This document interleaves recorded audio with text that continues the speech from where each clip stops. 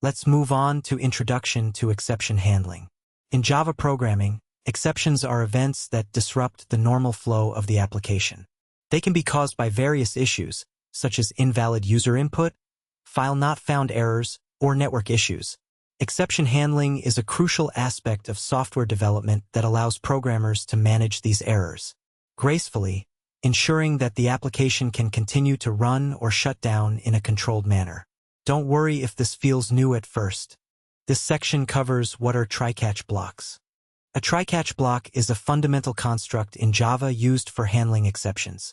It allows you to write code that might throw an exception in the try block and then define how to handle that exception in the catch block. This makes your code more robust and less prone to crashes. Now, basic syntax of try-catch blocks. The basic syntax of a try-catch block is as follows. I'll let you read the examples on screen rather than reading every line aloud. In this syntax, alright, your turn. Give this a try. First, catch. This block catches the exception and allows you to handle it. Next, exception type. This specifies the type of exception you want to catch. If you want to catch all exceptions, use exception. Also, this is the variable that holds the caught exception object, allowing you to access information about the error. This section covers example of try-catch blocks. Let's look at a practical example of using a try-catch block. The following Java code attempts to parse an integer from a string.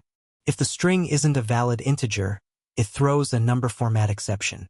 This slide introduces a class definition. Study the structure in the code sample.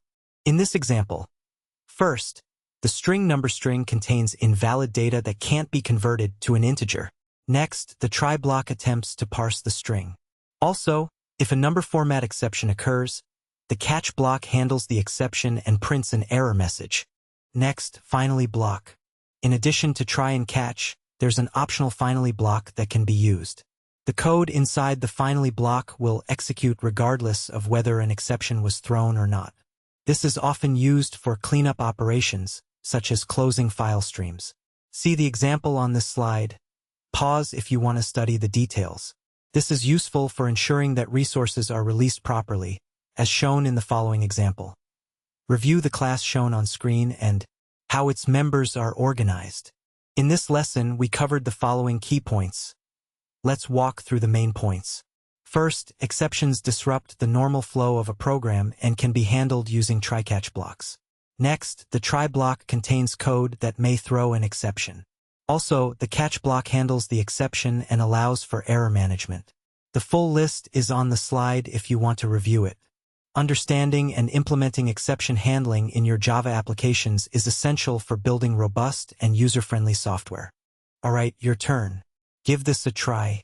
First, modify the first example to handle a different exception, such as null pointer exception. Next, create a new program that reads from a file and handles potential exceptions like file not found exception. Also, implement a finally block to ensure a resource is released after use, such as closing a scanner or a file stream.